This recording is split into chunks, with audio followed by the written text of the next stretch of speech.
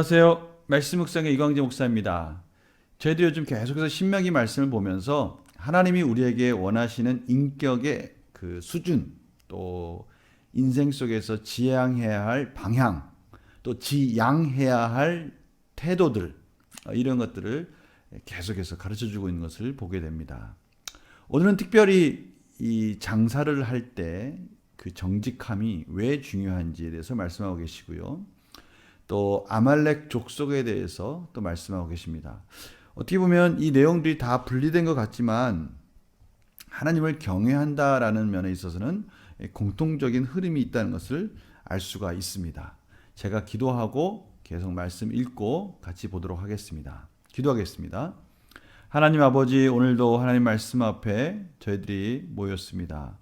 하나님 말씀을 읽을 때 깨닫게 하여 주시고 말씀을 들을 때 성령님 조명하여 주셔서 하나님 원하시는 뜻과 하나님 원하시는 우리의 삶의 방향을 다시 한번 깨닫게 해 주시고 열심히 선한 일을 열심히 감당하는 저희들의 삶이 될 수 있도록 인도하여 주시옵소서. 감사드리며 예수님의 이름으로 기도드립니다. 아멘. 오늘 말씀 신명기 25장 11절에서 19절까지 같이 보도록 하겠습니다. 제가 읽어드리겠습니다. 먼저 두 사람이 서로 싸울 때 한 사람의 아내가 그 치는 자의 손에서 그의 남편을 구하려 하여 가까이 가서 손을 벌려 그 사람의 음낭을 잡거든 너는 그 여인의 손을 찍어 버릴 것이고 내 눈이 그를 불쌍히 여기지 말지니라. 너는 내 주머니에 두 종류의 저울추 곧 큰 것과 작은 것을 넣지 말 것이며 내 집에 두 종류의 돼 곧 큰 것과 작은 것을 두지 말 것이요 오직 온전하고 공정한 저울추를 두며 온전하고 공정한 되를 둘 것이라. 그리하면 내 하나님 여호와께서 내게 주시는 땅에서 내 날이 길리라. 이런 일들을 행하는 모든 자, 악을 행하는 모든 자는 내 하나님 여호와께 가증하니라. 너희는 애굽에서 나오는 길에 아말렉이 내게 행한 일을 기억하라. 곧 그들이 너를 길에서 만나 내가 피곤할 때에 내 뒤에 떨어진 약한 자들을 쳤고 하나님을 두려워하지 아니하였느니라. 그러므로 내 하나님 여호와께서 내게 기업으로 주어 차지하게 하시는 땅에서 내 하나님 여호와께서 사방에 있는 모든 적군으로부터 내게 안심을 주실 때에 너는 천하에서 아말렉에 대한 기억을 지워 버리라. 너는 잊지 말지니라. 아멘. 하나님께서 19절 말씀 속에서 아주 강하게 말씀하시네요. 아말렉에 대한 기억을 지워버려라. 이렇게 말씀하고 계시고요. 그것을 잊지 말아라. 이러면서 강하게 아말렉에 대한 그런 진멸을 명령하고 계십니다. 그래서 오늘 말씀의 그 굵은 선은 무엇입니까? 핵심은 그렇습니다. 하나님을 경외하는 하나님의 백성의 삶. 하나님을 경외한다라는 것은 하나님이 나의 삶을 책임져 주신다라는 것이 그 밑바탕에 믿음으로 자리 잡고 있는 하나님의 백성들에게 나타나는 모습입니다. 그러니까 하나님을 경외한다라는 말 속에는 하나님이 나의 삶을 책임져 주신다라는 믿음의 고백이 있는 자들이 그러한 삶의 모양으로 나타나는 것이죠. 오늘 말씀을 보니까요. 두 사람이 서로 싸울 때 한 사람의 아내가 그 치는 자의 손에서 그 남편을 구하고 싶은 거예요. 그러니까 남편 편에 있는 이 아내가 그것을 남편을 구하려고 상대방 남자의 음낭을 잡았다라는 것입니다. 이기려는 마음 속에 하나님을 경외하는 자가 하나님께 맡겨야 되는 삶 속에서 참으로 수치스러운 그런 일들을 벌이는 것입니다. 이것은 도가 넘은 거죠. 어떻게 보면 하나님께 맡기고 하나님 안에서 그 문제를 해결해야 되는 그 입장에서 너무 지나친 욕심으로 상대방에게 수치를 주고 특별히 하나님께서 복 주시고 또 그 할례를 행하는 그 중요한 부분에 함부로 손을 대고 하나님의 율법 가운데 그것을 소중히 여기지 못하는 그런 행동을 벌이는 그런 상황 속에 하나님께서 무섭게 그 여인의 손을 찍어버리라고 그렇게 명령하고 계십니다. 보니까요, 무서운 말씀인데요. 손을 찍어버리는 것뿐만이 아니라 그 불쌍히 여기지도 말라고 하나님께서 그렇게 말씀하시는 거예요. 단호하게 그 여인을 징벌할 것을 말씀하고 계십니다. 또 이 추에 대해서, 저울 추에 대해서 큰 것과 작은 것을 넣지 마라. 11절에 음낭을 잡지 마라. 12절에 저울 추에 대해서 말씀하시는 거예요. 이 두 개가 연결돼 가지고 좀 기억에 남지 않습니까?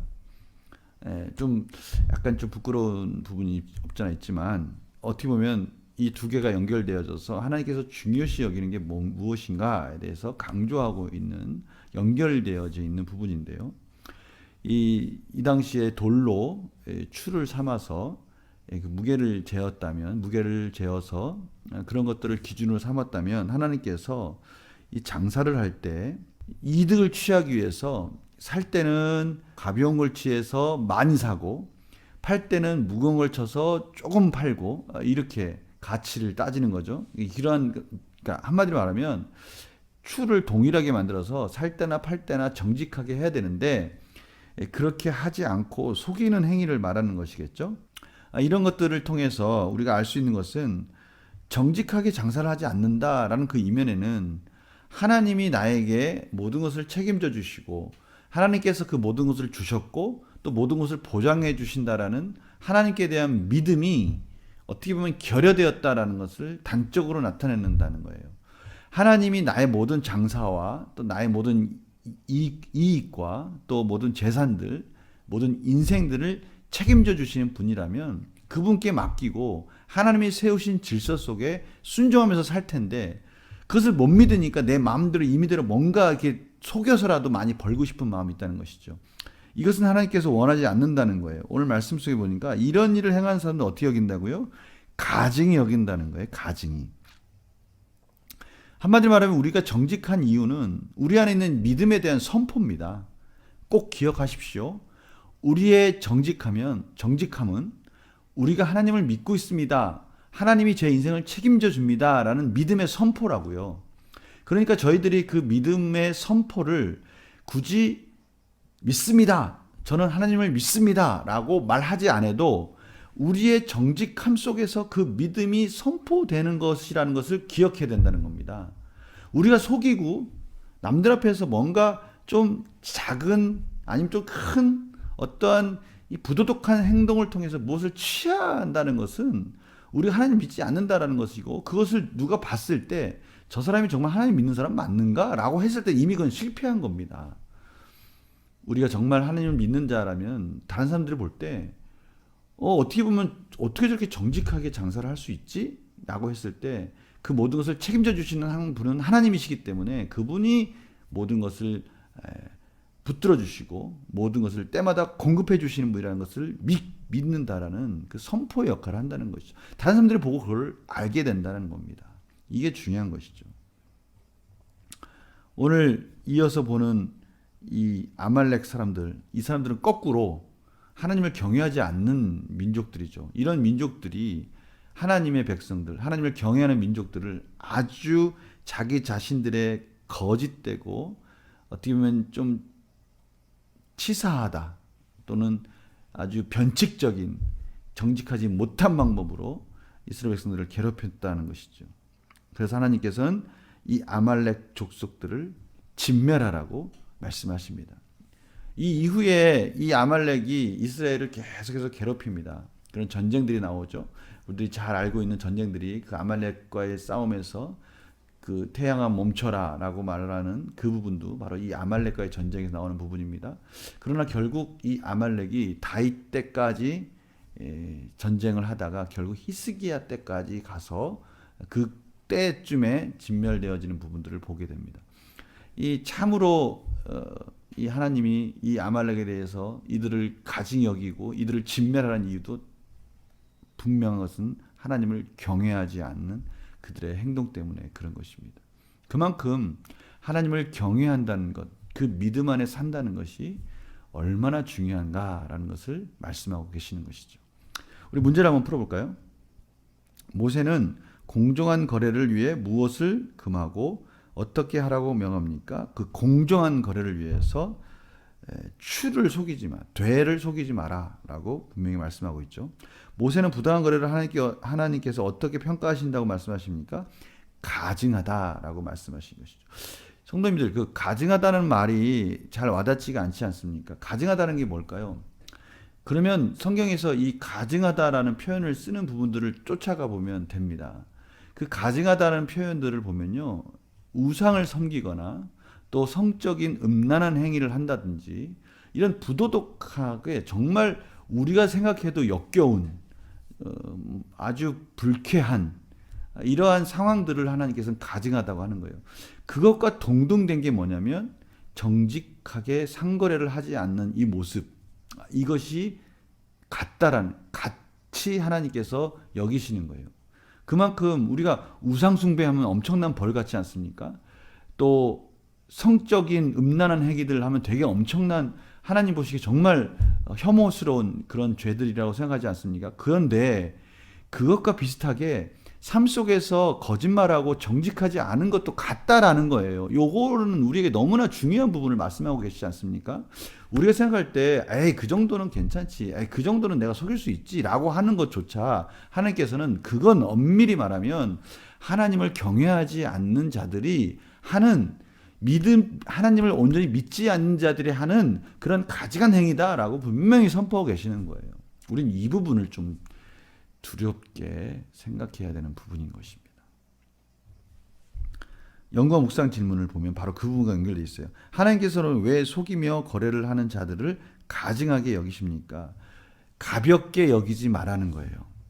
속이면서 거래를 하는 거, 이거 가볍게 생각하지 말라는 거예요. 왜냐하면 속인다는 것, 거짓말한다는 것은 뭐와 연결되어 있다고요? 믿음과 연결되어 있다고요.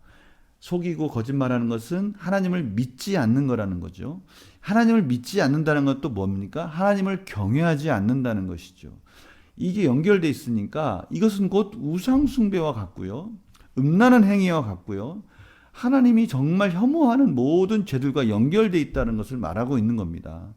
그래서 우리는 상거래를 할 때조차도 하나님 앞에 맡기고 하나님이 모든 것을 책임져 준다고 생각하면서 정직하게 그 상거래에서 원하는 만큼의 정확한 이득을 취하는 것이지 더 많은 것을 취하고자 욕심을 내지 말라고 하는 겁니다. 우리가 이 부분을 잘 기억하셔야 됩니다. 그럼 목사님, 우리가 그 이득을 취해야 되는데 그 이득을 취하는 것을 하나님께서 너무 엄격하게 말씀하시는 거 아닌가요? 제가 말씀드리고 싶은 건 그겁니다. 이득을 취하되 정말 양심적인 이득이 있지 않습니까? 그 상거래상에서 말하고 있는 정확한 이익의 퍼센트가 있지 않습니까? 그 퍼센트를 넘어서 상대방에 따라서 차등적으로 적용하고 그런 방법적으로 속이지 말라는 것이죠. 이 부분을 우리 성도님들이 잘 이해하셔서 또 우리 누군가와의 이런 이야기를 할 때도 마찬가지예요. 상대방이 볼 때 저 사람 참 좀 아주 엄격하고 아주 이 속이기에 힘든 사람이야 라고 생각해서 그 사람들한테는 안 속이면서 속이기가 수월한 사람들에게는 거짓말하고 모르는 사람들에게 무지하다고 해서 마음대로 속이고 이러한 일들을 하는 거는요, 우상숭배와 별다른 게 없다는 거예요. 하나님을 믿지 않는 자들이 하는 일이라는 것입니다. 이런 면에 있어서 우리는 거짓말하고 또 상거래상에서 속이고 하는 이런 부분들에서 우리는 엄격하게 공정하게 최선을 다해서 정직하게 살기 위해서 하나님 앞에 기도하고 은혜를 구해야 된다는 것입니다. 그래서 느낌장에 보면 이웃을 속이고 기만하는 행동에 대해 악하다고 하시며 가증히 여기시는 하나님을 보면서 무엇을 느낍니까? 하나님이 우리에게 요구하시는 그 온전함과 정직함이 참으로 삶 속에서 세세하게 우리에게 관여하고 계시고 요구하고 계시다는 것을 알 수가 있습니다. 어떻게 보면 우리를 거룩하도록, 우리가 거룩한 백성으로 살기 원하시는 하나님의 사랑의 마음을 알 수 있어요. 그러나 또 다른 면에서 보면 우리가 그렇게 거룩하고 하나님을 닮아가는 속성 속에서 그 정직함을 드러낼 때 하나님은 그것을 책임져 주신다는 면에서 너무나 감사하고요. 하나님께 찬양을 드리고 우리가 그렇게 살 수 있다라는 또 당당함이 우리 가운데 솟아오르는 것을 깨달을 수 있습니다. 무슨 말씀인지 이해하시죠? 하나님께서 우리에게 그렇게 살 수 있도록 우리를 넉넉하게 책임져 주신다고 말씀하시는 거예요. 우리가 그것을 믿음으로 우리 삶 속에서 적용하고 승리하기를 간절히 소망합니다. 내가 불공정하고 정직하게 하지 않게 처리했던 일이 있다면 무엇입니까? 우리가 왜 불공정하고 정직하게 처리하지 않은 거죠? 그렇죠. 뭔가 불안해서 그런 거 아닙니까? 욕심 때문에 그런 것이죠. 하나님께서는 그것을 다 내려놓고 하나님을 믿는다면 정직하게 살아도 괜찮다. 공정하게 살아도 괜찮다. 그렇게 이득을 많이 취하려고 애쓰지 않아도 괜찮다. 하나님께서 책임져 주신다라고 말씀하시는 것이죠. 그래서 내 삶 속에 공의와 정직함이 드러나려면 무엇을 실천하겠습니까? 이제는 불안해하거나 염려해서 어떻게 하든 많이 남기려고 했던 그런 마음들, 또 어떻게 하면 좀 속여서라도 남들에게 인정받고 싶어 했던 마음들, 이런 것들 다 내려놓고 온전히 하나님을 믿음으로 말미암아 하나님께 주시는 것으로 만족하고 넉넉하게 승리하면서 사는 우리 삶이 되시기를 간절히 소망합니다. 제가 기도하고 마치겠습니다. 하나님, 저희 마음속에 여러 가지 불안함과 두려움이 있습니다. 그러나 이 모든 것을 하나님께 맡김으로 인해서 사업을 할 때든지 또 누군가의 관계 속에서 공정하고 정직하게 속이지 않고 그렇게 사는 우리의 삶이 되게 하여 주시옵소서. 그러기 위해서는 참으로 하나님의 은혜가 필요하고 믿음이 필요합니다. 하나님께서 은혜를 주셔서 하나님께 온전히 맡기며 감사하며 또 하나님이 베풀어 주신 것들을 통해서 찬양하며 영광 돌릴 수 있도록 인도하여 주시옵소서. 감사드리며 예수님의 이름으로 기도드립니다. 아멘. 하나님께서 우리에게 주신 것이 넉넉하다고 말씀하시고 풍성하고 책임져 주신다고 말씀하시는 이 말씀 붙드시고 우리가 더욱더 정직한 삶으로 승리하시기를 간절히 소망합니다. 내일 또 뵙겠습니다. 안녕히 계세요.